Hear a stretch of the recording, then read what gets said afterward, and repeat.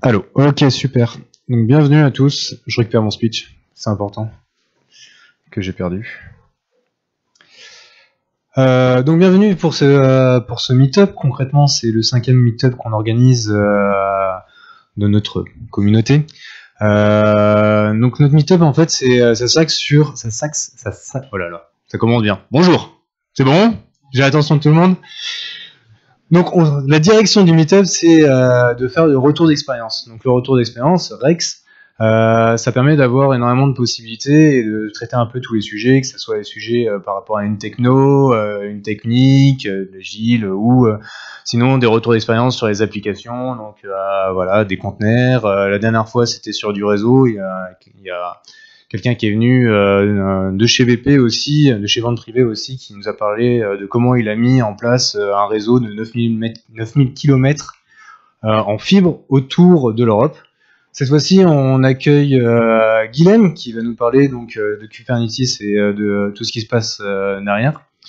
Par rapport au meet-up, on cherche toujours et de plus en plus des endroits pour pouvoir nous héberger. Donc si vous pouvez nous héberger pour rien qu'avoir les murs et ensuite derrière on pourra avoir pour la bière ou les pizzas ou sinon la totalité. Surtout n'hésitez pas à revenir vers moi. Concrètement, on a une ambition de faire un meet-up chaque mois. Pour le moment, on y arrive. Là, j'ai une vision jusqu'à janvier. J'aimerais bien pouvoir avoir une vision encore plus grande pour pouvoir planifier plus tôt possible chaque meet-up. Merci à notre partenaire. Premier partenaire réel, concrètement, quand on a lancé ça il y a 5 mois, j'ai lancé ça avec Vente Privée, je fais partie de Vente Privée. J'ai dit, voilà, je viens d'arriver de Paris et à Lyon, j'arrivais pas à trouver vraiment des meet-up qui soient vraiment axés techniques et derrière qui puissent ouvrir à des discussions après le talk pour que nous, on puisse parler entre nous, qu'on puisse comparer un peu nos technos, nos expériences. Donc premier partenaire aujourd'hui, c'est donc Link Value qui nous accueille dans les murs et derrière va nous offrir, va nous nourrir et nous avoir de bière, ce qui est quand même vachement cool. Un petit mot? Super, merci. Bonsoir, c'est cool de vous voir nombreux ici. Donc moi je suis Joy, Office Manager chez Link Value. Link Value, qu'est-ce que c'est? D'abord c'est une entreprise humaniste qui fonctionne sur le modèle de l'entreprise libérée. Et surtout, c'est une entreprise experte dans l'innovation digitale. Donc, si vous voulez en savoir un petit peu plus sur ce qu'on fait, n'hésitez pas à aller voir notre site ou nos réseaux. Et si vous voulez en discuter, on est toujours très ouvert et très ravis de vous accueillir ici. Et il y a Jérôme devant et Lucas ici qui font partie de la société, qui assistent au meet-up et qui seront présents aussi lors des échanges. Donc, merci et bon meet-up. Petite présentation, donc Guillaume qui est lead SRE, donc lead DevOps. Donc concrètement, en fait, chez Vente Privée, on a pris un peu les folies des grandeurs. On s'est dit que DevOps c'était déjà has-been et maintenant on s'est renommé donc en rang SRE, donc Site Reliability Engineer. Et donc Guillaume s'occupe de toute la partie SIRH. Donc bienvenue et merci. Merci beaucoup, bonjour à tous. Donc voilà, j'ai déjà un peu la présentation. Donc je suis lead SRE chez Vente Privée. Avant ça, je suis passé par pas mal d'entreprises, aussi bien des petites, donc vraiment des startups de 4-5 personnes pour être le DevOps dedans, mais également chez des offres de cloud, chez CloudWatt, pour pas le nommer, et aussi je suis passé par Criteo pour donc quelque chose encore plus grand où j'étais également SRE. Donc voilà un peu pour le pédigré, c'est pas très très intéressant, mais voilà, ça vous met un peu l'ambiance. Déjà, avant de commencer, j'aimerais savoir qui connaît Kubernetes, déjà. Non, c'est bon, je vois. Ok, gardez les mains. Qui l'a déjà utilisé? Ok, et qui l'a déjà installé? Ok, il y a déjà pas mal de gens. Bon. Mais bon, il y a quand même des gens qui connaissent pas et donc ou qui l'ont jamais utilisé. Donc désolé pour les gens qui l'ont déjà utilisé. On va faire un peu de redite. Donc les conteneurs. Clairement, c'est le truc à la mode du moment. Vous l'avez sûrement entendu parler, ne serait-ce qu'avec le nom Docker, mais il faut voir qu'avant il y en avait déjà et sans doute après il y en aura encore. Donc c'est vraiment, là on va s'axer énormément sur le côté conteneur. On en pourra même encore en discuter à la fin. Il n'y a même pas que des conteneurs, il peut même y avoir des choses encore un peu plus marrantes maintenant à faire. Aussi, n'hésitez pas, si jamais vous avez des questions, vous pouvez le faire en direct, j'y répondrai. N'hésitez pas à m'interrompre sur n'importe quoi. Donc pour revenir sur la technologie de conteneur, c'est d'abord deux composants essentiels qui sont dans le kernel Linux. C'est la notion de C-group. Alors la notion de C-group, c'est pour limiter les ressources. On peut voir ça comme un nice++. C'est vraiment pour limiter les ressources en termes de CPU, RAM, I/O, network. Et en même temps, on a une technologie qui s'appelle les namespaces qui permettent d'avoir une isolation sur du réseau, des process, des users, le time. Enfin, on peut vraiment isoler tout ce qu'on veut. C'est une sorte de shroud++. Et en fait, vraiment, les conteneurs, c'est l'association de ces deux technologies-là, les C-group et les namespaces. Ce que donc vous avez entendu la plupart du temps, c'est Docker. Donc Docker, ça a été vraiment une espèce de révolution en fait. Il y avait déjà LXC par exemple qui existait, qui utilisait les C-group et les namespaces. Docker a permis d'avoir une sorte de standardisation, de faire en sorte que ce soit utilisable beaucoup plus facilement. On l'a eu avec la standardisation des images, donc le format des images portables d'un Docker à un autre. Au lieu d'avoir des lignes de commande, on a une API REST, un peu plus pratique pour créer par-dessus, et on a déjà une notion de réseau intégrée avec les moins de net égale host égale etc. Ce qui a permis en fait d'avoir les liens, d'avoir déjà en fait des primitifs de réseau en fait intégrés, alors que LXC était vraiment dans le sens on utilise les conteneurs que pour faire des serveurs. Donc même on a quelque chose aussi dans Docker qui est important, on est ce qu'on appelait application centric, c'est-à-dire que le conteneur ne fait tourner qu'une application, on ne fait pas tourner un environnement entier, on n'a pas d'init par exemple dans un conteneur Docker. Tout de suite, pourquoi ça a été popularisé et pourquoi on a réussi à s'en servir, c'est d'abord la facilité de packaging, c'est qu'avec on pouvait faire un Docker et l'envoyer à quelqu'un et que ça marche, ce qui était pas toujours le cas quand on faisait des devs, des RPM, etc. On avait quelque chose d'efficace parce que vraiment on a quelque chose qui marche très vite, on a peu de connaissances, ça marche dans tous les environnements, que vous soyez sur un Red Hat, Debian, Ubuntu, etc. Et enfin pour la sécurité aussi, c'est une chose qu'on ne peut pas oublier, c'était un peu la critique qui était faite au début avec Docker, oui mais la sécurité où est-ce qu'elle est? Faut pas oublier que c'est plutôt même l'inverse, c'est que la sécurité, le fait d'isoler, comme je parlais tout à l'heure, d'isoler les PID, d'isoler les mounts, d'isoler etc. On pouvait avoir un environnement, on connaît exactement comment tourne le conteneur. Ce que ça a permis en fait, c'est vraiment dans une méthodologie DevOps, c'est d'essayer de rompre le plus possible le passage du développement à la production. Donc là, vous avez des exemples de choses que ça peut résoudre, avec tous les problèmes et ce que ça veut résoudre en tout cas les conteneurs. Petit point sur les microservices, si jamais vous voyez pas ce que c'est, donc c'est diviser son application en plein de petits blobs qui se parlent entre eux via des call API, que ce soit gRPC, REST, etc. Donc c'est génial pour des problématiques notamment de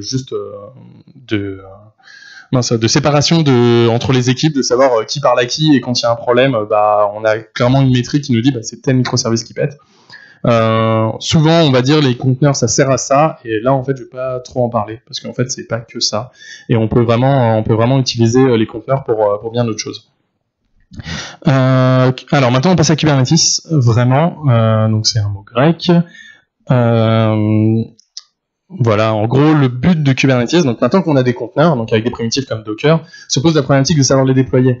C'est ok, ça marche sur notre poste de dev, ça marche sur un serveur en production. Comment on fait pour que ça marche sur 1000 clusters, 1000 serveurs en production, d'avoir X équipes qui travaillent ensemble, qui ont besoin de communiquer, etc.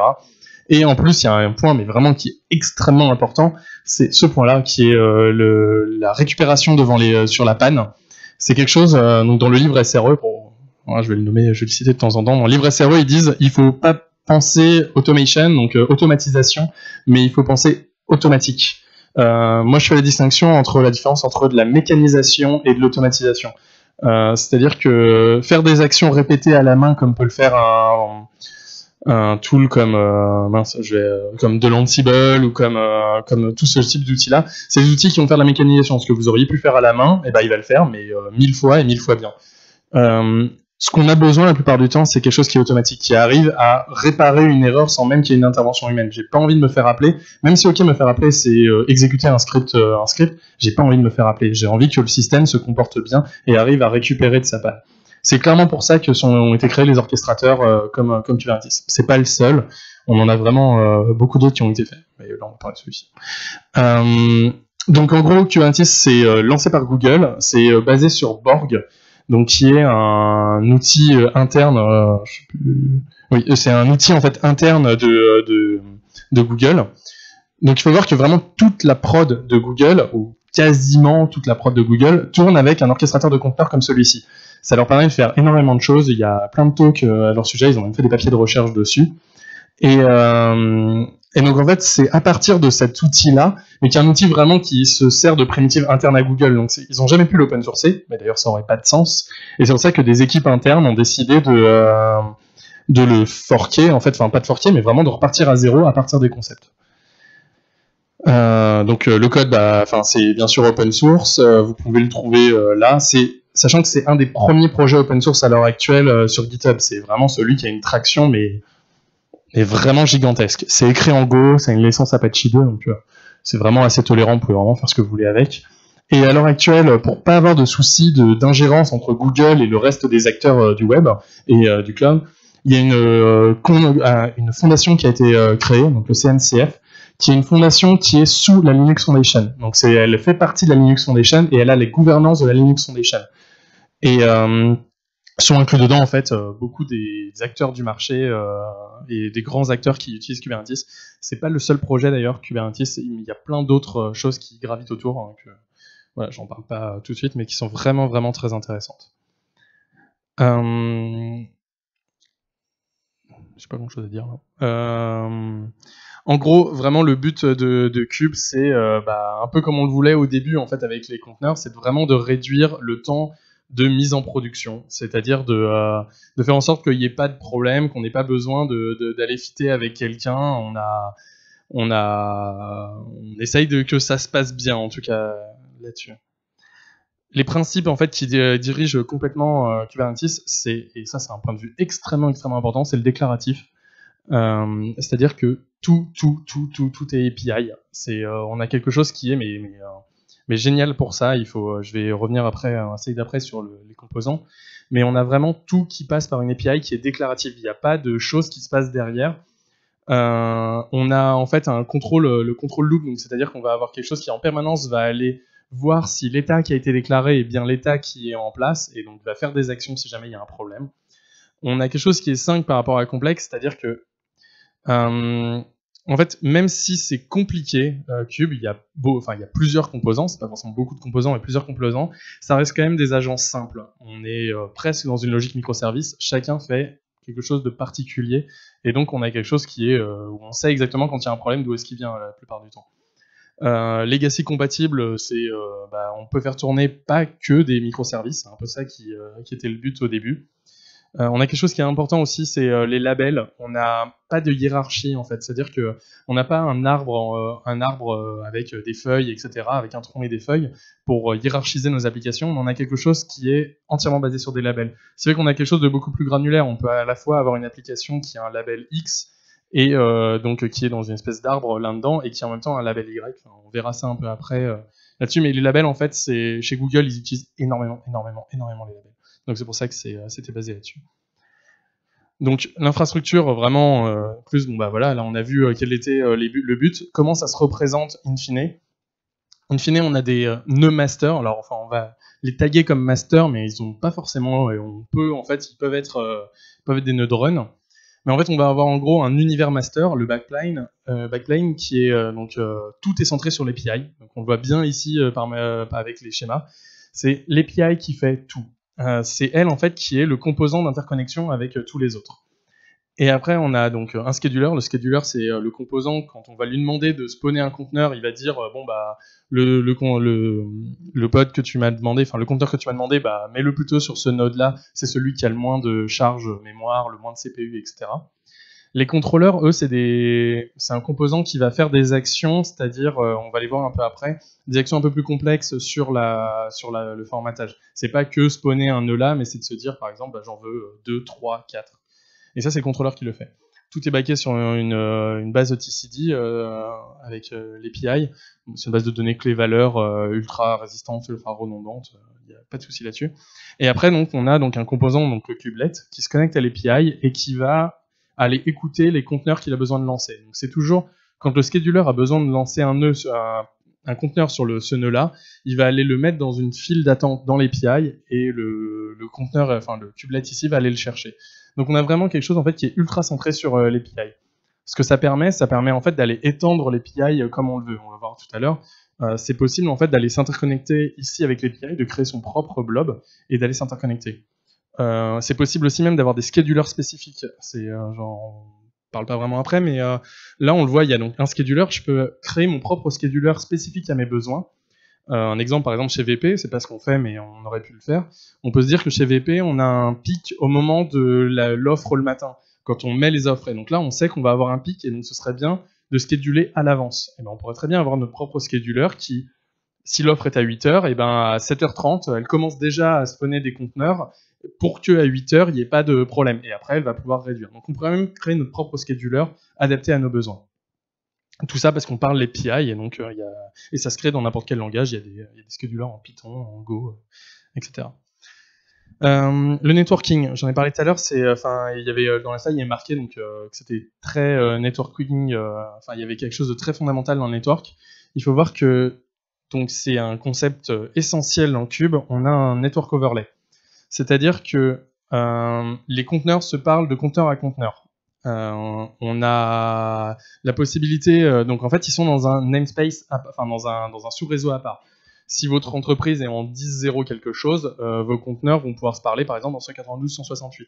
Mais c'est-à-dire que les deux réseaux ne sont pas adressables l'un avec l'autre. On a vraiment les conteneurs qui vont parler ensemble et ne parlent pas avec le reste du monde. Et on va définir les interactions qu'ils auront le droit d'avoir. Il faut voir que donc, le network overlay, il n'y a pas d'implémentation par défaut. C'est-à-dire que Cube dit il faut un overlay, c'est à vous de le faire. Et en fait, pour ça, on a des technologies qui existent déjà. On a Flannel, Weave, Calico, Contiv, Nuage, Cube Router, etc., etc. Il y en a vraiment beaucoup. Ça va dépendre des fois de votre réseau. Si jamais vous avez du Juniper, même vous pouvez utiliser le SDN de Juniper. Si vous avez du Cisco, il y a même des choses qui sont avec Cisco. Ou alors, si vous voulez être vraiment au niveau juste software, Flannel, Weave sont des choses qui marchent très très bien et font en fait un réseau en utilisant des paquets UDP, donc en utilisant VXLAN par exemple, qui est un standard qui est intégré dans le Linux, qui est certifié, etc. Donc c'est une technologie. Et après on a même des choses comme Calico par exemple, Calico et même Cube Router qui font du BGP, c'est-à-dire qu'en fait ils annoncent les routes pour chacun des nœuds de comment les conteneurs vont se parler ensemble via des routes BGP. Donc même c'est possible de l'intégrer avec d'autres routeurs BGP au sein de son infrastructure. Là, on fait des choses un peu compliquées, mais c'est tout à fait possible de le faire. Donc là, j'avais déjà mis pod to pod, mais donc on va parler vraiment des concepts internes, donc qui sont les pods. Un pod, en fait, et ça c'est encore né de l'expérience de Google. Un pod, c'est pas qu'un conteneur. En fait, Cube ne gère pas des simples conteneurs. Il va gérer un ensemble de conteneurs. Alors cet ensemble de conteneurs, ça peut être un seul conteneur. C'est souvent ce qu'on va faire. On va dire, bon bah voilà, mon conteneur c'est celui-ci, et en fait c'est un pod et je le veux 3 fois.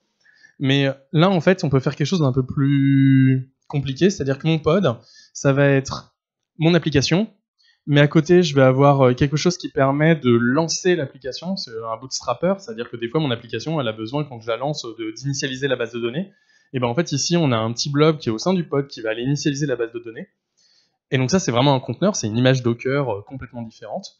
Et par exemple, on peut aussi avoir quelque chose qui parse les logs et les met dans un format spécial pour après les envoyer dans notre base de logs préférée. C'est possible en fait d'avoir ça et d'avoir en même temps autre chose. La base de données peut même être intégrée dedans, etc., etc. En fait, on va définir dans notre pod tous les conteneurs qui ont besoin, qui ont un sens de tourner. Ces pods-là, donc je parlais tout à l'heure que c'était important, c'était les labels. Je suis un peu devant, je sais pas si les gens le voient, mais donc c'est possible d'avoir un label version égale à 1.0, un label service égale FE, et un label app égale Hello. Voilà. Bon, désolé, je peux pas le montrer. Mais sachant que ces labels-là n'ont aucun, j'aurais pu appeler Toto ici. Enfin, version, ça n'a pas de sens dans le monde de Cube. C'est juste un label. On a encore un autre concept essentiel, c'est les répliques assets. Donc les répliques assets, c'est fait par le contrôleur de tout à l'heure qu'on avait vu. En fait, ça permet de dire, je crée un réplique asset. Mon réplique asset, je veux tel pod et je le veux 2 fois. Donc en fait, j'ai un template de pod que je mets à l'intérieur de la définition de mon réplique asset. Et je le veux 2 fois. Et en fait, ça, je l'envoie dans l'API avec mon client, je l'envoie dedans. Et automatiquement, Cube va créer 2 pods, ceux-là, qui sont exactement les répliques l'un de l'autre. C'est vraiment des répliques. On peut après même lui définir sur comment ils doivent être lancés, etc. Mais potentiellement, ça peut être sur le même nœud, mais on aura 2 pods différents. Et donc, un point aussi important dans un pod, le réseau à l'intérieur est le même. C'est-à-dire qu'en fait, ils partagent les mêmes ressources réseau. Ici, ce conteneur-là va accéder à celui-ci via 127.0.0.1. Si ce conteneur-là écoute sur le port 80, celui-ci va pas pouvoir. Ils vont vraiment partager le même espace réseau, le même espace. Ils sont quasiment comme s'ils étaient sur la même machine. Ils se voient comme s'ils étaient ensemble. Et enfin, les répliques assets, ce qui est important et ce qui est sympa avec cette notion-là, c'est qu'en fait, donc, on va avoir une loop control, c'est-à-dire que si un pod tombe, et donc un pod tombe, ça veut dire le process s'est coupé, ça veut dire j'ai mis des sondes HTTP, donc si jamais la sonde HTTP ne répond plus, le pod est considéré comme tombé. Ça peut être des checks TCP, vraiment du liveness complètement classique. Et si jamais ce pod est tombé, il va être reschedulé par le réplique asset. Et il va être remis sur un nouveau nœud si jamais celui où il était avant est tombé. Donc on a vraiment quelque chose de entièrement automatique à ce niveau-là.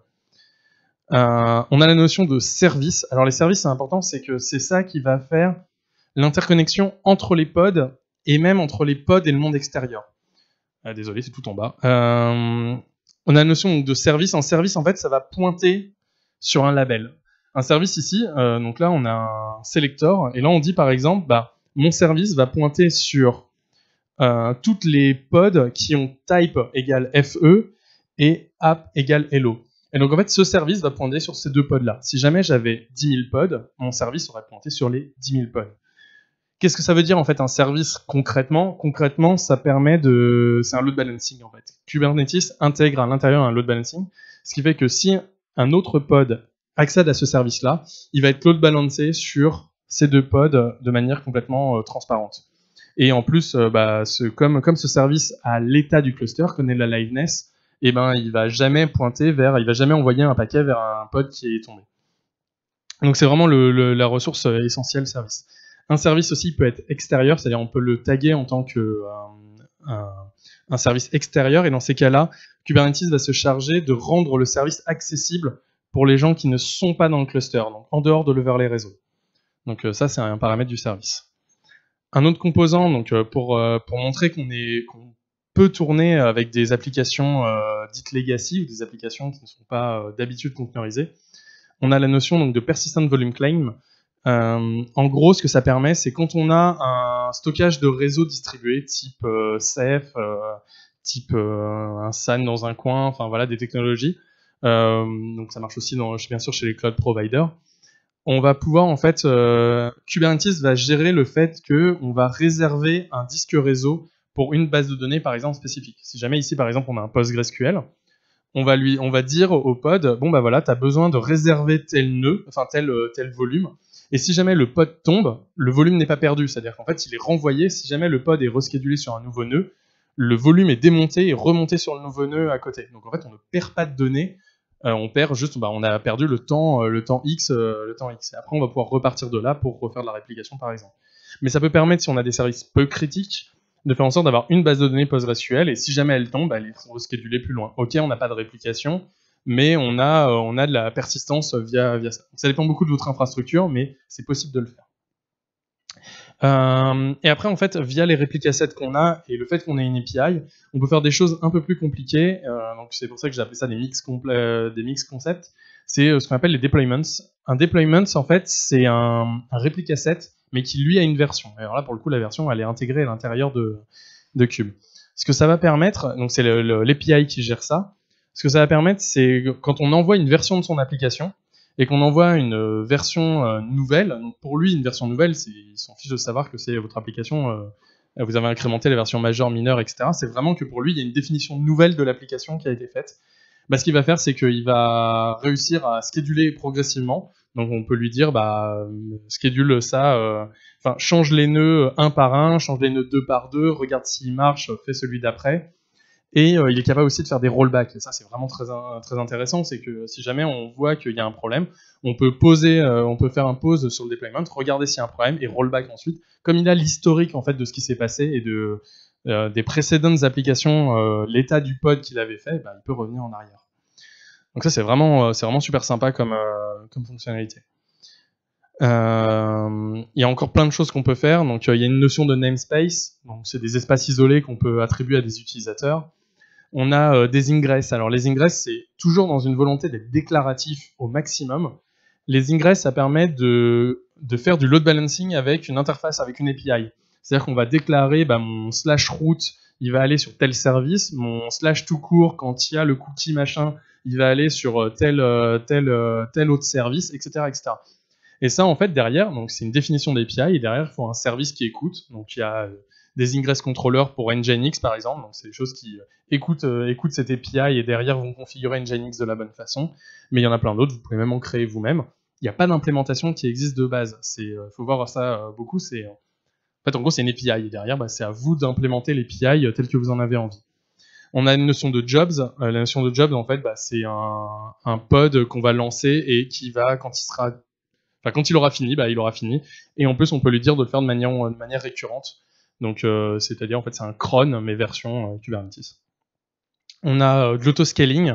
Donc, c'est possible, en fait, comme on a toutes les métriques, en fait, comme les services sont intégrés dans Kube, on sait combien de personnes accèdent à un service. Donc, c'est même possible de dire, si j'ai X milliers de requêtes qui arrivent, scale-moi mon application, scale-moi mon pod.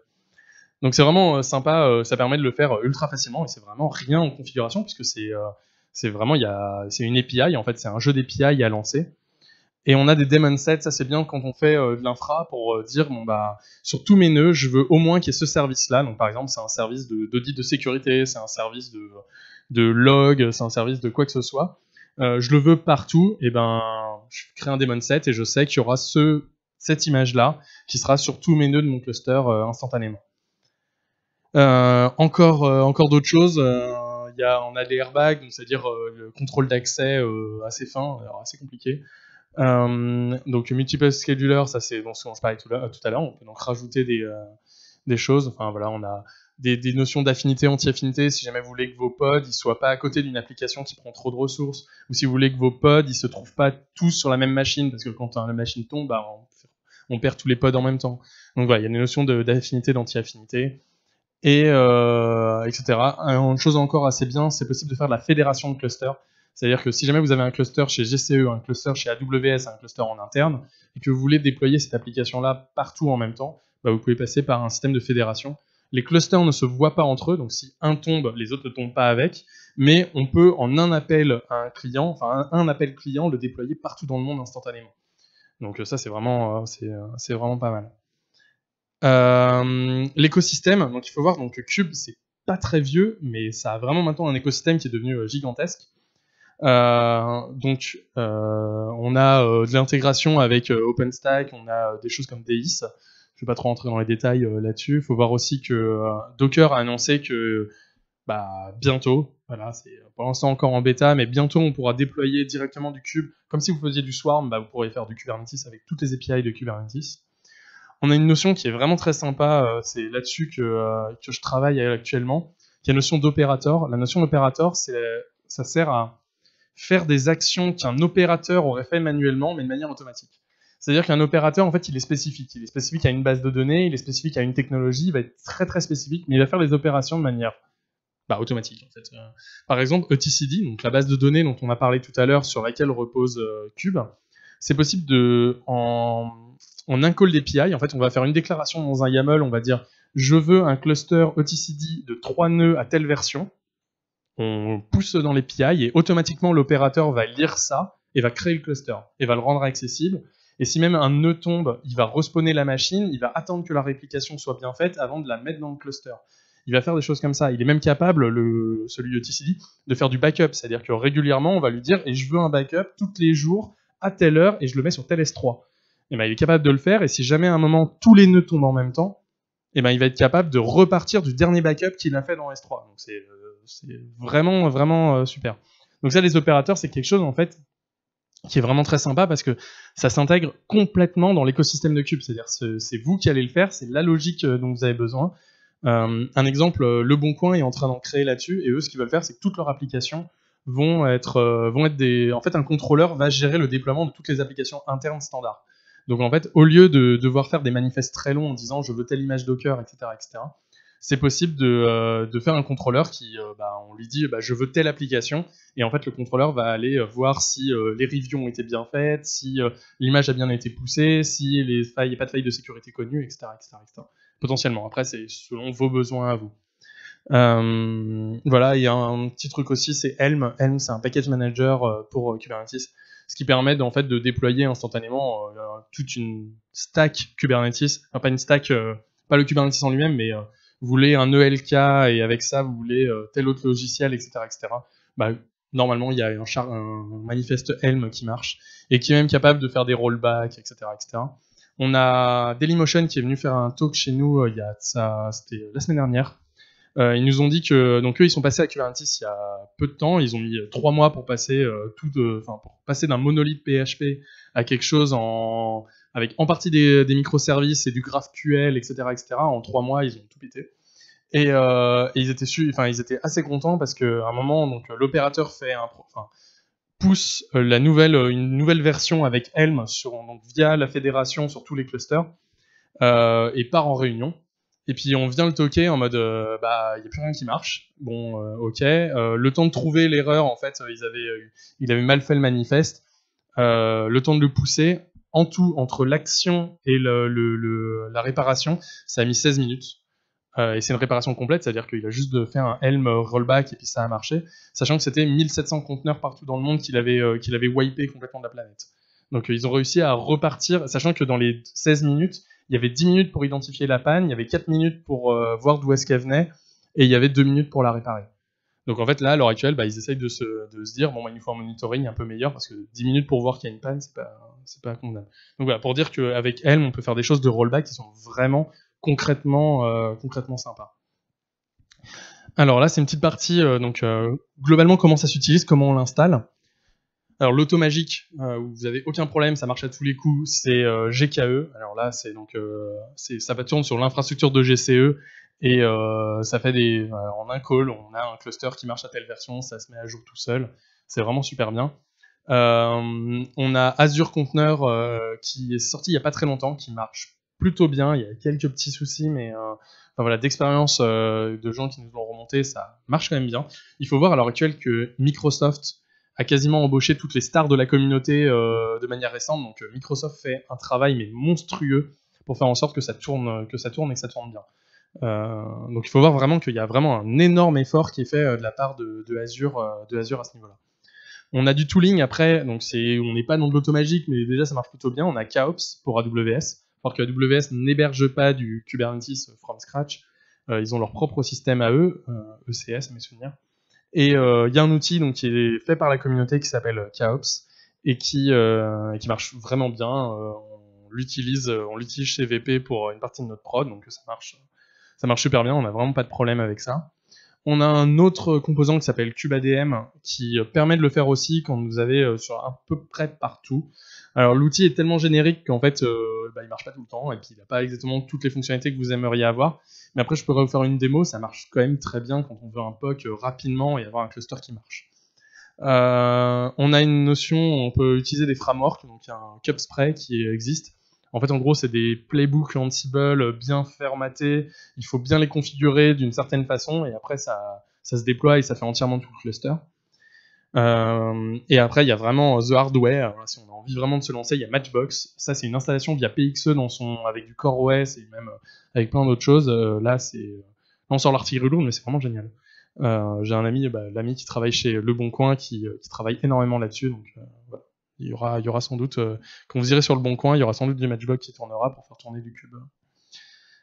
Alors maintenant, Une chose, donc on a vu un peu comment l'installer. Ah oui, il y a aussi justement dans l'automagique là-dessus, moi c'est justement ce qu'on est en train de faire chez Vente Privée, c'est pour réussir à avoir quelque chose d'automagique, on est en train d'essayer de créer un blob ici.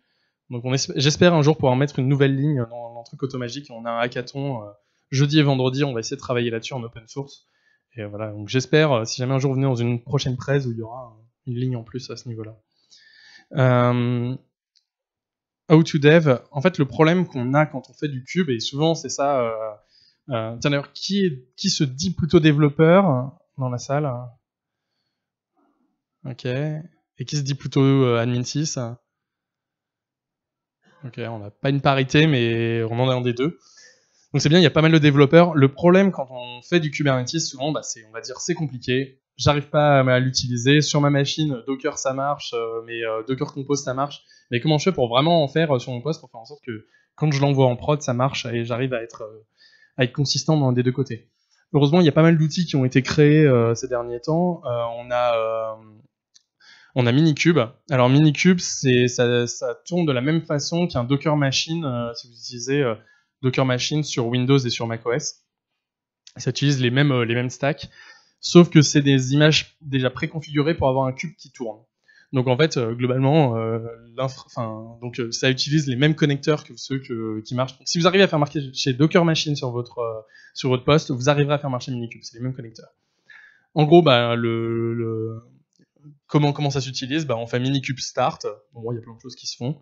Et à la fin, on a le kubectl qui est configuré. Kubectl, c'est l'outil en ligne de commande qui permet d'aller taper sur Kubernetes.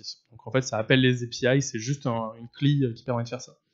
Et en fait, bah, si jamais, après pour montrer que ça marche, on fait kubectl run. Donc là, ici, c'est le nom de mon déploiement. Ça, ici, c'est l'image Docker que je veux faire tourner. Et je veux je veux exposer le port 8080. Enfin, je veux dire que mon image, elle écoute sur le port 8080. Donc hop, mon déploiement a été créé. Et en fait, si je l'expose, donc expose, ça permet donc de créer le service extérieur en fait pour que des gens puissent y accéder à l'extérieur de mon réseau.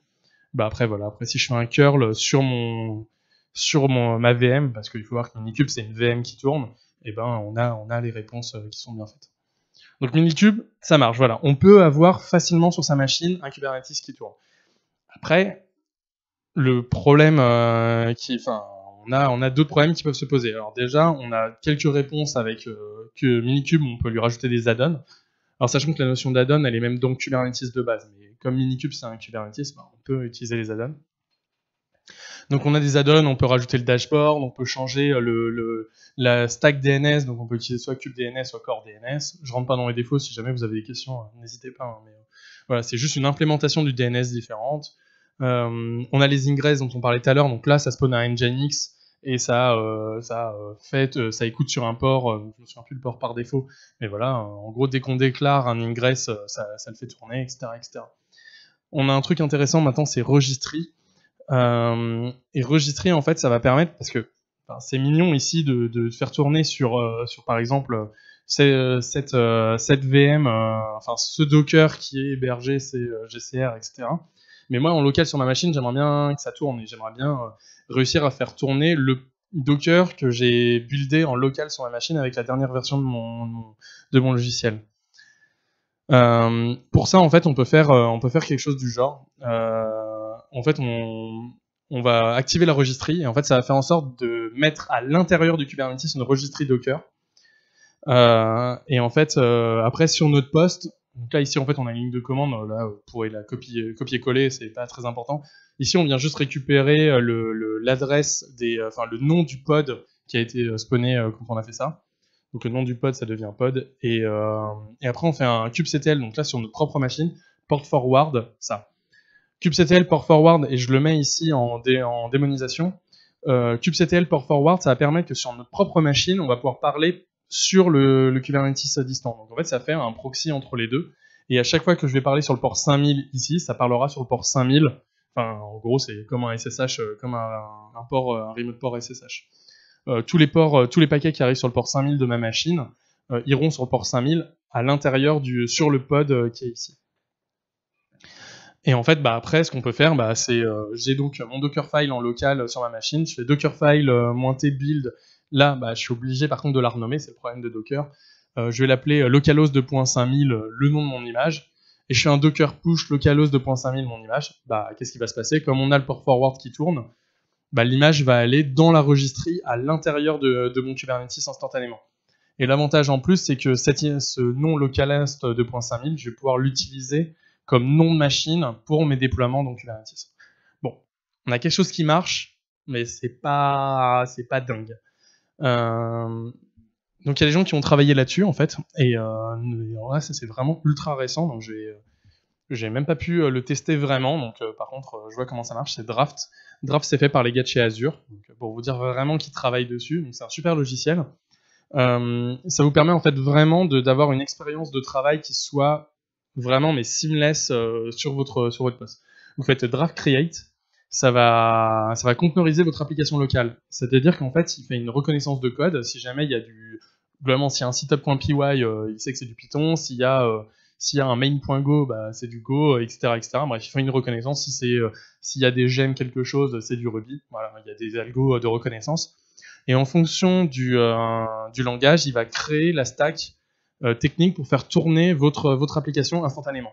Vous faites Draft Create, ça crée ce qu'il y a. Vous faites Draft Up, ça upload votre application sur le Kubernetes. Et c'est même possible d'avoir un watch, donc c'est-à-dire que Draft va regarder à chaque fois que vous faites un CTRL-S sur votre IDE, enfin à chaque fois que vous allez sauvegarder votre fichier, Draft le voit et envoie votre copie immédiatement sur le Kubernetes. Sachant que Draft donc, peut se plugger à un mini-cube, si jamais il est en local, mais ça peut être aussi un Kubernetes que vous avez pris chez GKE, ou un autre que votre SRE, votre gentil SRE vous aura spawné pour vous. Donc en fait, vraiment, vous avez une expérience de travail qui est immédiate avec quelque chose comme Draft. On a quelque chose après aussi qui peut être intéressant, c'est dans le cas où on a déjà un cluster qui tourne, et en fait, on travaille que sur une application particulière. Alors ça va pouvoir servir dans des cas donc quand on dev, mais aussi ça va pouvoir marcher dans des cas de debug.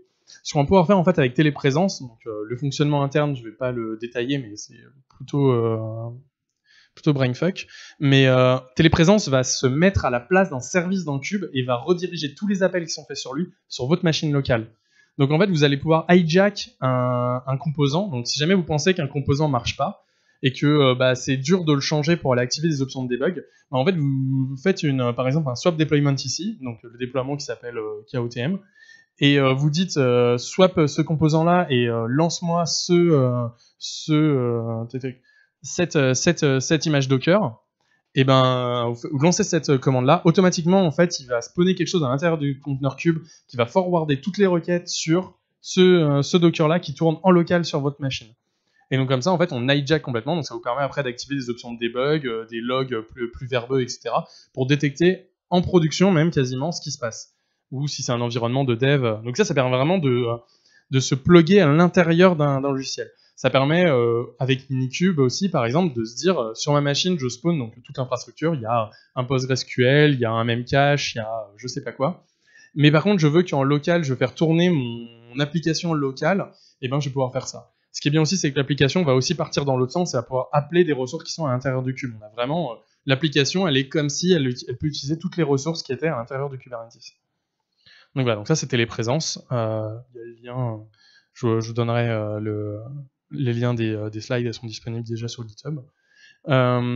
Et après, encore une autre chose qu'on peut utiliser, c'est Docker Compose. Enfin, si jamais vous avez déjà l'habitude de Docker Compose, c'est possible d'utiliser Compose avec un K. Et en fait, on fait par exemple un convert et on prend son dockercompose.yaml et en fait, ça nous a fait tous les manifestes qui après peuvent être uploadés sur un cluster Kubernetes quelconque. Et voilà, alors là, c'est le moment demo time. En fait, pour vous montrer un peu à quoi ça ressemble concrètement, donc il y a quelque chose qui s'appelle Play for Kubernetes, on va l'envoyer là. Donc en fait, c'est un site, vous pouvez y accéder, c'est vraiment Play with Kubernetes. Je ne suis pas un robot. Voilà. Et donc là, en fait, on a une instance qui vient de spawner. Donc en fait, j'ai 4 heures d'instance. Je vais pouvoir en ajouter une ici. Je vois pas très bien. Voilà. Donc là, en fait, ça spawn des VM et qui sont disponibles pendant 4 heures. Je peux en spawner même quasiment autant que je veux. Donc là, je peux en demander. Donc là, j'en ai 2. Et donc là, en fait, on a déjà un truc d'init. Donc tout à l'heure, j'avais parlé de kubeadm. Donc là, par exemple, kubeadm init, ça va me spawner un début de cube. Donc je vais me mettre peut-être bien en face pour voir ce qu'il fait. Donc en fait, Kubernetes, on essaye que ce soit sécurisé quand même. Donc ça génère des paires de certificats, ça génère des certificats pour chacun des composants. Vous pouvez en générer vous-même, etc. Donc il y a un CA qui est fait. Vous pouvez aussi l'intégrer potentiellement avec votre propre CA si jamais vous avez une PKI qui marche bien. Et là, ici, il a généré tous les fichiers de conf pour les différents composants qui ont été faits. Donc comme j'ai dit tout à l'heure, il n'y a rien de magique. Il y a le kubelet, le kubecontroller. Normalement, il y a l'API. L'API elle est en train d'être construite et il y a le scheduling. Donc, et l'admin, c'est pour que moi, avec mon kubectl client, je puisse me connecter. Donc vraiment, il n'y a vraiment rien de magique dans ce qui est fait. Voilà. Tac, tac, tac. Si jamais je remonte. Ici, donc après, je peux initialiser le réseau. Alors, c'est ce qu'on parlait tout à l'heure, c'est-à-dire qu'il n'y a pas d'implémentation réseau par défaut dans Kubernetes. Pour en avoir une, on va utiliser un composant extérieur. Tout à l'heure, donc j'ai montré Flannel, Weave, etc. Là, en fait, on utilise pas mal Weave parce que ça marche super bien en fait, et on a une expérience qui est vraiment sympa. En fait, pour installer le réseau, on va utiliser Kubernetes. C'est-à-dire que là, en fait, ce que ça va faire, je pourrais aller chercher, mais ça va me, peut-être, hop. Là ici, en fait, ce que ça va faire, ça va aller spawner des manifestes cubes, sans doute via des daemon sets. Donc des daemon sets, tout à l'heure, pour rappel, c'est ça spawn des composants qui sont sur tous les nœuds. Voilà. Désolé pour ceux qui sont en bas, mais je vais le remonter en faisant ça. Donc là, en fait, en lançant le kubectl apply sur une URL, dans l'URL, en fait, derrière, ça a créé donc un service account, un cluster role, et voilà, un daemon set WeaveNet qui est celui-ci. Et donc là, en fait, avec ça, toutes les nouvelles machines qui vont rejoindre le cluster vont récupérer ces informations-là. Et comme elles récupèrent ces informations-là, elles vont spawner le réseau, et donc en fait, elles vont se joindre au réseau automatiquement. Donc là, par exemple, j'ai un deuxième nœud à côté. Alors déjà, il faut que j'aille chercher, parce qu'en fait, il y a un système de... Voilà. kubeadm, en fait, crée un système de token pour permettre de faire rejoindre des machines dans mon cluster. Donc là, ici, j'ai mon nœud 2. Donc mon nœud 2, il a rien de particulier. Là, ici, je vais pouvoir lui faire un kubeadm join. Et mon kubeadm join, vraiment, il va... Mon kubeadm join, il va... tac, tac, tac, voilà. Pour voir la commande, pour que les gens le voient. Donc j'ai vraiment mon token. J'ai ici l'adresse du premier nœud que j'ai spawné tout à l'heure. Et mon nœud a rejoint le cluster automatiquement. Et on a quelque chose. Donc là, si jamais je fais un kubectl... C'est pas simple de...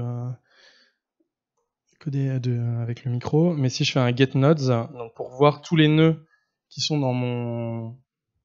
Eh bien, ça ne marche pas. Ok, l'effet démo.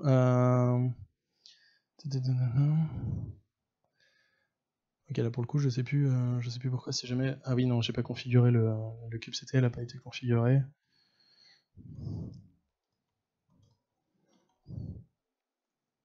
Voilà. Là ici, on le voit un peu mieux. Donc là, on voit bien que j'ai mon nœud 1, mon nœud 2, ils sont tous les deux bons. Il y en a un qui a été spawné il y a 2 minutes, un autre à 50 secondes, et ils ont telle version. Donc c'est même possible de faire des migrations en gérant des versions. C'est-à-dire que Kube, ne parlant que API, normalement, c'est possible de faire sa migration tranquillement en mettant à jour ses nœuds dans un certain ordre. On n'a pas énormément de composants non plus, donc ça se fait assez facilement. Et donc voilà par exemple. Et il y avait aussi une autre chose donc, pour montrer... On a ici donc là c'était le join, c'est tout en haut. On a donc, j'avais parlé à un moment du dashboard. Et donc en fait c'est possible de faire tourner le dashboard. En fait le dashboard c'est une application. L'application comme les autres, ça tourne comme un composant Cube. Donc exactement pareil que tout à l'heure. On a créé... alors mais on a une notion de secret dont j'ai pas parlé aussi dans la présentation. On peut stocker des secrets à l'intérieur de Kube et les secrets sont chiffrés et après sont exposés pour l'application qu'on a choisie sous la forme de soit de variables d'environnement, soit d'un dossier monté. Donc c'est vraiment, et ça c'est super pratique si jamais vous avez des mots de passe de base de données, des choses comme ça, vous n'avez pas envie de les mettre dans le Git, et ben vous avez juste besoin d'avoir un format où vous dites au développeur, voilà, telle variable d'environnement, elle a la clé, et puis démerde-toi avec ça. Et ben c'est Kube à la volée qui va le faire, c'est-à-dire que l'admin d'un côté va aller injecter le secret Et l'application, quand elle va être spawnée, va aller, en fait, Cube va aller monter le secret et va aller mettre le secret au bon endroit. Donc voilà par exemple. Et là ici, on a donc un deployment et un service. Ce que ça a fait dans mon interface ici, donc ça c'est Play for Cube qui me permet d'avoir ça. Ça m'a créé un petit bouton. Pourquoi ? Parce qu'on a un service qui a été créé. Play for Cube détecte qu'il y a un nouveau service, me crée l'interface. Sauf que c'est ce qu'ils disent dans la chose, c'est qu'il faut rajouter HTTPS. Ça, ils savent pas le faire. Je vais le faire ici.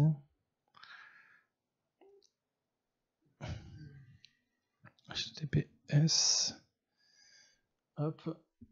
Bien sûr, comme on n'a pas de PKI pour l'instant, bah, on a une erreur de certificat. On va dire OK. Et voilà. Et donc là, j'ai mon dashboard. Mon dashboard à l'heure actuelle, en fait, bah, pareil pour KubeRucy Connecté, je peux utiliser le kubeconfig qui a été généré, donc avec mes tokens d'admin, ou alors je peux utiliser un token qui a été généré, ou alors je peux faire skip. Et quand je fais skip, j'utilise l'utilisateur par défaut du dashboard, donc avec ses rôles à lui.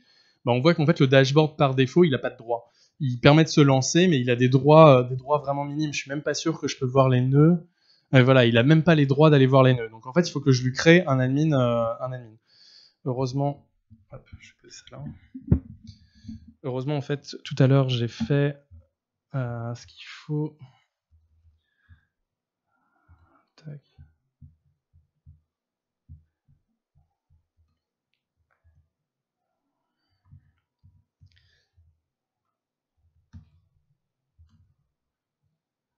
J'espère juste que ça marche.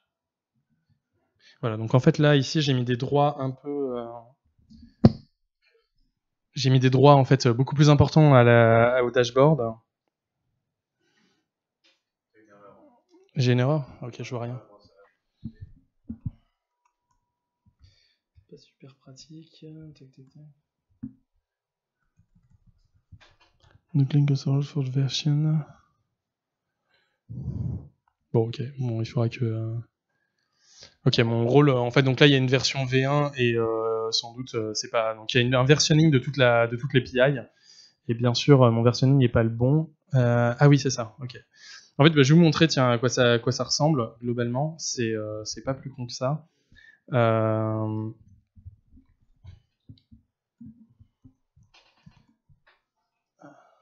Donc en gros là ici je vais créer un YAML, donc c'est un manifeste. Pourquoi j'ai pas la main ? Ok, merci. Ah, voilà. Bon bah là on voit la chose, donc vous allez voir en fait mon erreur ici. Donc là ici ça c'est ce que j'ai téléchargé, donc en fait c'est un gist que j'ai fait avec cette version là. Ici on a un airback version V1 et en fait mon cluster est en 1.7, il est pas en 1.8 et en 1.7 V1 marche pas et c'est l'API était encore en V1 alpha et donc il faut que je change le V1 alpha parce que mon cluster 1.7 ne gère pas les versions dessus. Bon voilà, en gros si jamais je mettais ça, mais ce serait bien quand même de réussir à le faire.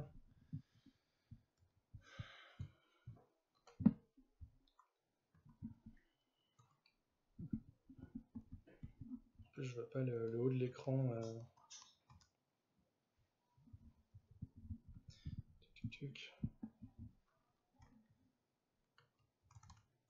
Ok, c'est là. Ah oui, ok. Non, je sais d'où ça vient.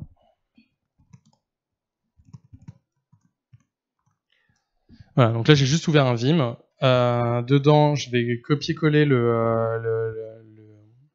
manifeste que vous avez vu tout à l'heure. Voilà. Ici, je vais juste lui mettre V1. Je crois que c'était alpha 1, c'est ça qui demandait. Mais bon, en gros là, donc là, je crée ma ressource.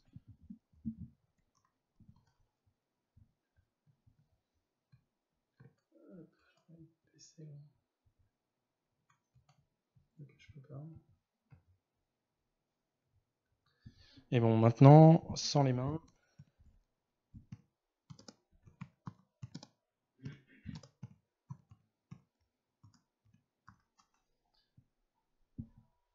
Et ben, je crois que j'ai réussi.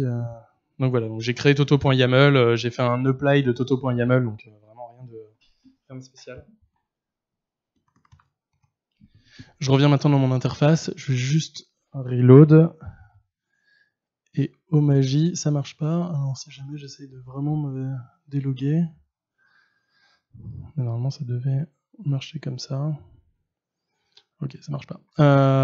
Bon, bah, encore il faut aller chercher, il faut que vous créiez un token, etc. Bon, là, j'ai un peu de mal avec le double écran, mais en fait, normalement, on a des screens qui apparaissent avec vraiment tout votre cluster dedans. Vous pouvez même avoir accès au pod, avoir accès aux logs. Il faut voir que les logs sont gérés par Kubernetes.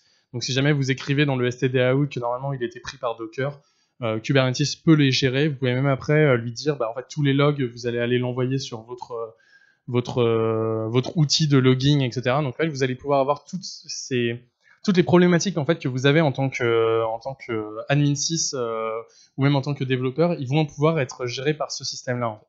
Ça gère donc le networking, ça gère les logs, ça va gérer la distribution, etc., etc. Donc c'est vraiment une solution vraiment très puissante là-dessus. Voilà. Je ne sais pas si vous avez des questions. Vas-y. Tiens. Alors tu nous disais au début qu'on pouvait se faire des schedulers customisés pour nos besoins. En prenant ton exemple de charge spontanée sur un lancement d'offre, mais que finalement vous n'en avez pas besoin. Alors je me demandais pourquoi est-ce que Kubernetes est tellement résilient que c'est pas nécessaire. Non, c'est que c'est pas utilisé pour cette partie-là pour l'instant en fait. C'est surtout ça. Okay. C'est qu'à l'heure actuelle on n'a pas besoin parce que c'est pas utilisé pour ça. Très bien, nickel.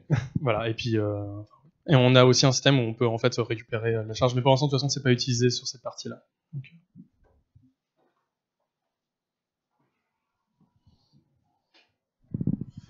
j'ai une petite question sur la gestion de ressources. En fait, dans les use cases, j'ai un cluster qui est de temps en temps utilisé par un autre process qui prend de la charge. Et trop quart du temps, il faut rien. Et je me disais, comment je peux dire à Kubernetes, en gros, pop-moi autant de conteneurs que tu peux, tant que la charge est disponible. Par contre, si la charge commence à monter à côté, diminue la voilure, en fait. Bah justement, c'est pour ça que là, il faut faire des conteneurs et des schedulers un peu custom. C'est justement ça, en fait, la force de Google. Google arrive à faire ça avec Borg, en fait, et c'est vers ça, en fait, qu'un jour Kubernetes ira. Borg, en fait, c'est ce qu'ils font. C'est-à-dire, en fait, quand il y a des VM clients, en fait, ils arrivent à prévoir l'utilisation des VM clients, et c'est quand ils savent que sur un nœud, il y aura de la charge disponible dans le futur, ils arrivent à spawner leur propre service qui vont faire l'override là-dessus. Donc, il faut voir que dans la logique est-ce qu'on peut combiner, en fait, des règles de dire... je sais pas, de 23h à 5h, hein, quand t'as ton batch qui passe, tu prends rien, tu laisses la place pour ton batch, tu redémarres à 5h, et au cas où, si quelque chose reprend la main, tu rebaisses. Est-ce qu'on peut combiner des templates dans le scheduler Alors là, ce sera plus à toi de le faire à la main via les systèmes des contrôleurs. En fait, sachant que la charge des nœuds, tu y as accès dans l'API. C'est-à-dire que là, c'est dommage que j'avais pas dans l'option node que ça marche pas. Mais quand tu vas dans les nodes, tu as accès à la charge CPU, tu as accès à la charge mémoire, etc., etc. Donc toi, si jamais tu crées un contrôleur qui a les bons droits, pas comme moi là, et ben tu auras accès à ces métriques, et donc tu pourras faire des choses en fonction de ces métriques-là. Donc en fait, après, c'est toi qui les coderas par contre. Pour l'instant, il n'y a pas de enfin, en fait, tu as la possibilité de le faire, mais il n'y a pas d'implémentation standard qui le fait déjà. Okay. Voilà. Enfin, en tout cas, pas à ma connaissance. Sachant que voilà, ils essayent en fait de garder l'API la plus simple possible pour faire en sorte que justement les gens puissent construire par-dessus facilement, que ce soit pas un bloatware et qu'il y ait 4 milliards d'API qui font des choses tellement précises qu'on sait plus ce qu'elles font exactement. Ils essayent vraiment d'être le plus simple, après c'est aux gens de faire. C'est pour ça même d'ailleurs que là, mon Airbag, il était en version alpha 1, et que ça a duré ça, c'est que quand ils font une API, ils disent aux gens, utilisez-la, elle va marcher, mais par contre, elle peut changer dans le futur. Donc là, par exemple, en fait, elle n'a pas changé, j'ai juste changé le nom de la version, et puis magiquement, ça marchait. Mais parce que l'API était peut-être sans doute assez mature déjà à ce moment-là. Mais potentiellement, ça aurait pu évoluer. Donc voilà, là, pour le coup, il faut coder sans doute quelque chose, ou même ça peut être un script bash, un script shell qui le fait. Si jamais tu veux pas trop de contrôle, tu peux très bien le faire avec un script shell qui démarre des pods à un moment et les baisse de l'autre côté. Je vais pas montrer la réplication, mais les réplicasets, en fait, c'est juste un call API. Tu peux faire même, tu as un kubectl edit. Tu as kubectl edit sur une ressource, un réplicaset. Tu as le champ réplicaset qui est un endroit. Tu le changes de 2 à 10. Tu sauves ton fichier et automatiquement, Kube va progressivement monter les réplicasets. Donc un script shell peut très bien le faire avec un coup de GQ dans un truc. Hein. C'est tout à fait possible de le faire facilement avec un GQ.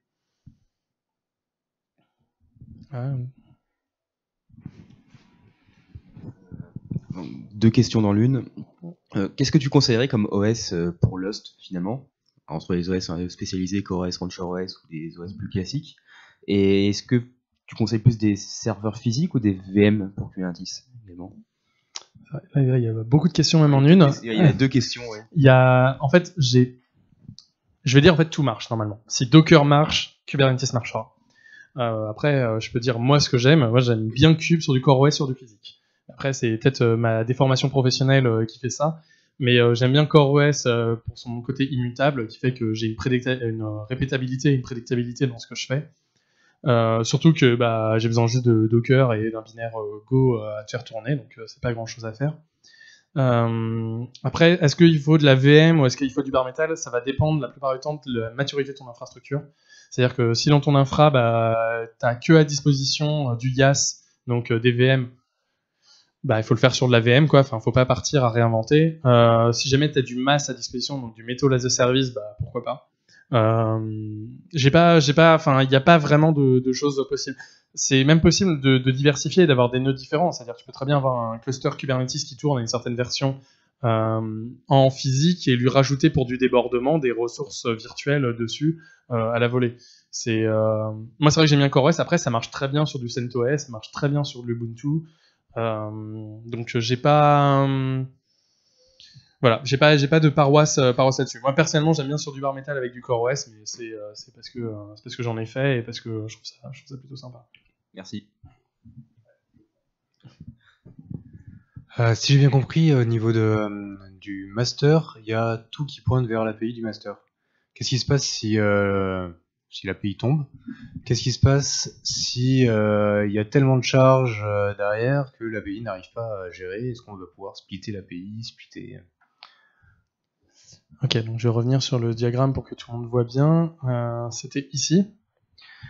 Alors en fait, la notion de master et la notion ici donc de worker, ça s'appelle node, mais on peut voir worker, c'est une notion qui est purement logique. C'est-à-dire que c'est pas une notion Kubernetes, on n'a rien à faire de savoir est-ce que c'est un master ou pas.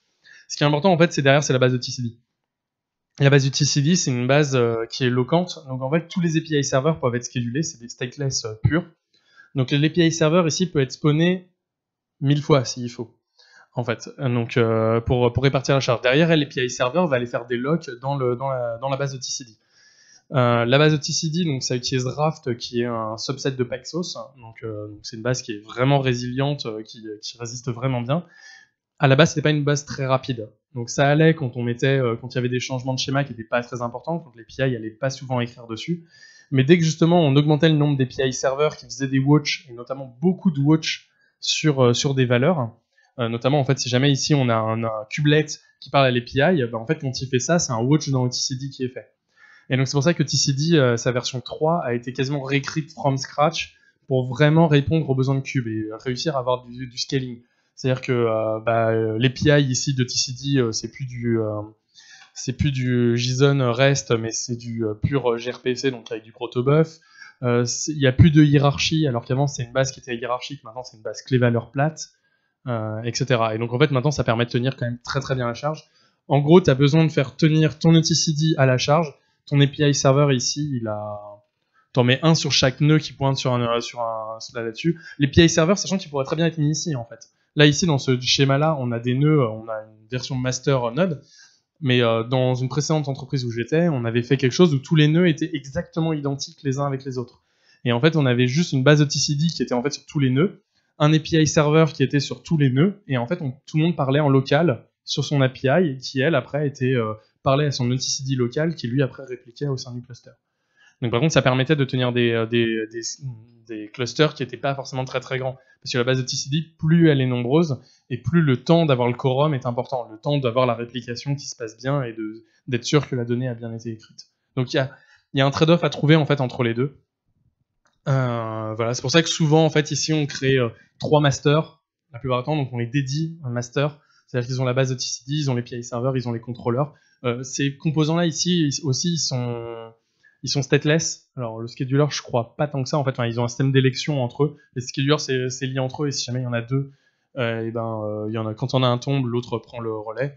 Le contrôleur, eux, par contre, je crois que c'est la même chose, ils ont aussi un mécanisme d'élection. Pareil, c'est encore l'API server qui fait le mécanisme d'élection en utilisant le mécanisme d'élection en dessous, se baser sur OTCD, avec des watches de clés, etc. Donc en fait, c'est un principe très simple. C'est en fait toute la logique est dans OTCD, qui était une base qui à la base n'était pas du tout faite pour ça. Hein. C'était une base faite par les gens de chez CoreOS pour avoir une base de données résistante aux pannes et qui soit facilement scalable sur des machines que tu redémarres facilement. D'accord, donc pour gérer le scale, concrètement, le point d'attention, ça serait plutôt OTCD qui serait le premier point bloquant. Voilà, normalement, la plupart du temps, c'est celui-ci qui a été là. Quand ça a été réécrit en OTCD 3, ils ont quand même baissé énormément le problème. Et après, c'est le nombre de watch qui va être le facteur limitant. C'est le nombre en fait d'éléments ici dans ton cluster qui font des watch sur des clés. Donc les disques, les IO. Non, c'est vraiment c'est le nombre de composants en fait. Les disques, en fait, ils s'en fichent un peu en fait. Vraiment. Ton watch, il est sur le disque ou Non, ton watch, en fait, il est sur des valeurs dans OTCD. Donc, c'est-à-dire en fait à chaque fois que quelqu'un, en fait, ça fait scaler plutôt de la mémoire. En fait, le problème d'avoir un watch, c'est que ça prend énormément de mémoire. Et donc, ton cluster ici, TCD, peut très vite partir en out of memory. En fait, c'était ça le principal problème qui arrivait, c'est un out of memory sur le TCD. À chaque fois qu'il y avait un client qui fait un watch, ça prend beaucoup de place en mémoire pour le gérer, pour faire en sorte de lui redonner la réponse dans le temps voulu, etc., etc. Mais c'était plutôt ça, en fait, le problème. Ici, c'est un blob Go complètement con qui fait rien, et la logique, en fait, est plutôt là-dedans. Donc c'est vraiment plutôt, genre chaque composant est vraiment très basique, il fait une chose, et chacun des composants ici, même l'API server, elle peut être recodée from scratch, il y a une API, c'est pour ça d'ailleurs que dans GKE, petite histoire, dans GKE, c'est pas l'API server standard qui est utilisé, parce qu'ils ont pas de base de TCD, mais ils ont Planner, et non, ils utilisent aussi Data, je sais plus quoi, leur base à eux custom, et en fait ils ont recodé l'API server pour aller parler sur leur base qu'ils trouvent être meilleure, ou qu'ils savent mieux gérer. Donc en fait ils ont juste fait ça, et ça leur permet d'avoir... Donc en fait, quand on est dans GKE, quand on crée un cluster GKE, ce qu'on voit, c'est juste cette partie-là. C'est-à-dire qu'en fait, derrière, on parle à une API, mais comment marche l'API ? C'est vraiment une black box. Et en fait, elle tourne sur des serveurs, mais on ne sait pas où. Elle tourne pas sur nos serveurs. Elle tourne quelque part, et juste Cube nous permet de lancer après des... Donc ça, en fait, ces nodes-là, c'est des VM GCE qui ont la tarification GCE. Et en fait, quand on utilise GKE, on va spawner des nouveaux nœuds qui sont des VM qui vont rejoindre le cluster via l'API. C'est tout ce que ça fait. Mais cette partie-là, en fait, est en black box, et d'un côté, c'est pour ça d'ailleurs qu'on sait que ça utilise pas OTCD, mais on sait pas quoi, et c'est pas ton problème, en fait, tu utilises une API standard. Voilà. Ok, merci. T'attrapes ?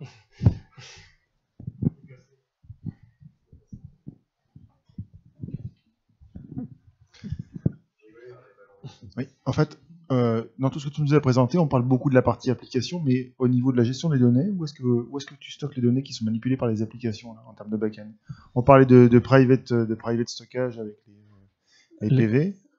Voilà, les Persistent Volume Claim. Ouais. Alors, de base, Kubernetes ne permet pas de stocker les données en local. Maintenant, on peut le faire, mais voilà. Ce qu'il faut avoir vraiment, c'est un stockage distribué disponible. Il faut voir que Kube, en fait, en gros, prédispose le fait que tu as un cloud provider au moins avec des primitives assez importantes. C'est pour ça que tout à l'heure, la joke qu'on avait au début du meetup qui était les SRE chez Google, c'est des gens qui ont une infra qui marche. Bah, c'est vrai, en fait, c'est vraiment ça. C'est-à-dire que quand on a un volume de stockage distribué qui marche bien, qui est résilient, qui est répliqué, etc., bah, en fait, on délègue la charge de la donnée, Après, ici, j'avais parlé un peu tout à l'heure des opérateurs. Ici, il y en a un qui est intéressant, voilà, pour la petite histoire. Rook, c'est un Ceph managé dans Kubernetes.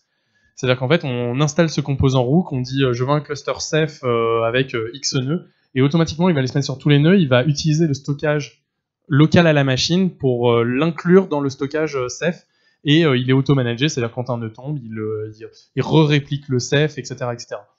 Et donc, ils font des trucs assez chiadés, Rook, donc à regarder. Ça permet d'avoir, quand on a un cube qui marche, bah, on met Rook dessus et normalement, on a un Ceph qui marche. Et une fois qu'on a un Ceph qui marche, bah, on peut l'utiliser après dans le reste du cluster cube. On peut faire des choses un peu bizarres comme ça. Mais en fait, de base, il faut avoir quand même un SAN, donc, qui soit propriétaire ou pas. Et après, on va juste le déclarer dans notre Kubernetes, et notre Kubernetes va pouvoir l'utiliser. Mais ça peut être du cluster FS, ça peut être même plein de choses comme ça. J'ai pas la liste exacte des implémentations. Est-ce que tu utilises toi en fait aujourd'hui Nous on n'a rien. Le stockage, c'est à l'application de le gérer. Voilà. Mais si jamais tu fais du GKE, bah tu vas pouvoir utiliser les PV qui sont dans GKE. Si tu fais de la WS, tu vas pouvoir utiliser les outils, je me souviens plus des noms, mais des volumes AWS, etc. Là, pour le coup, on a une intégration, je crois que c'était la page d'avant. Voilà, en termes de cloud provider, on a une intégration même avec OpenStack, avec vSphere, avec tout ça. Et donc, Kubernetes va pouvoir utiliser les primitives de ces composants-là. Dans OpenStack, je me souviens plus quel est le composant, c'est Cinder qui va faire les blocs. Bah, il va pouvoir déclarer un Cinder et le monter à l'intérieur sur le compte pod en question. Et donc, il va utiliser les volumes Cinder d'OpenStack. Ok, merci. Bah, ça tombe bien qu'on soit sur ce slide. Ça concerne le Stateful Set. Est-ce que vous l'avez testé? Alors, dans ma boîte précédente, oui, on l'a testé. Après, on l'a jamais mis en production avec les Stateful Set. Surtout qu'en plus, à l'époque, les Stateful Set n'étaient pas versionnés. Donc, en fait, tu étais obligé, tu pouvais pas faire des rolling upgrades sur un Stateful Set. C'est-à-dire, en fait, tu le poussais à une version et puis tu étais obligé d'en faire un à côté et après passer de l'un à l'autre. Donc, ça se fait à la main, en fait. Tiens, oui, petit aparté, après je te réponds à ta question. Petit aparté, quand on n'a pas cette notion de deployment, c'est pour ça que tout à l'heure je l'avais appelé mix, la notion de je vais y arriver. Ici, le deployment. Donc cette notion de versionning là, c'est un mix, parce qu'en fait, ça utilise derrière des ressources de base. C'est-à-dire que derrière, si je veux avoir deux applications et passer de l'une à l'autre au fur et à mesure, qu'est-ce que je fais? Je vais créer deux répliques sets. Je vais créer deux répliques sets, 1 à 2, 1 à 0. Donc on va avoir deux pods. Je vais mettre exactement les mêmes labels, peut-être en changeant juste le numéro de version. Ici, je vais mettre dans mon deuxième réplique set, je vais l'appeler version 2.0. Et en fait, ce que je vais faire, c'est donc je vais créer mon réplique set avec une version 2.0. Les labels ici sont les mêmes. Donc mon service pointe sur ceux-là plus mon nouveau réplique set. Et en fait, je vais baisser d'un côté et augmenter de l'autre. Je vais faire dans mon réplique set que j'ai fait, je vais mettre le réplica à 1, attendre. Après, je vais passer ce réplique set là à 1. Donc je vais avoir une version 1.0 et une version 2.0, et après je vais pouvoir repasser, etc. Donc voilà, juste pour la petite histoire.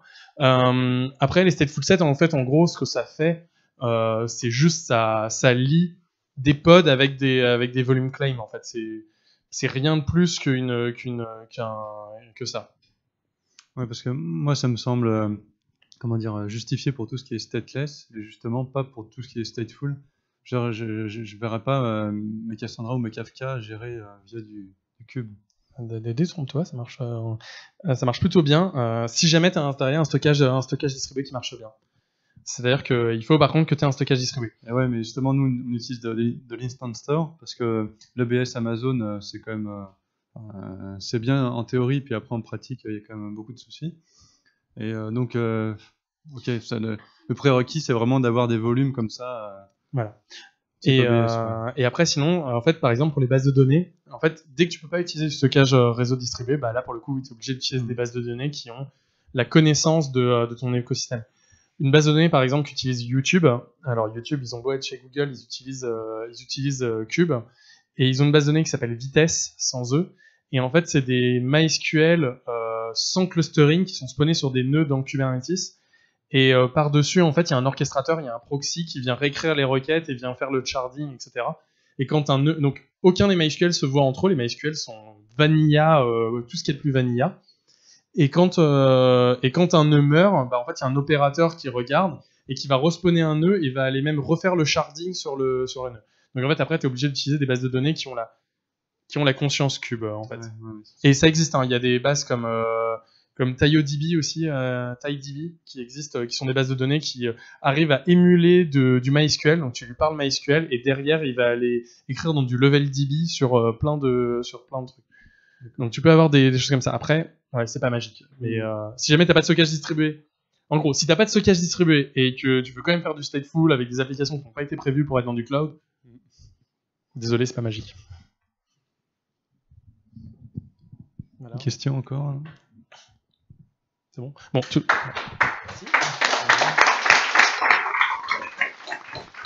toute façon, n'hésitez pas à venir me voir après au niveau des pizzas, hein, si jamais vous avez des questions plus précises ou quoi que ce soit.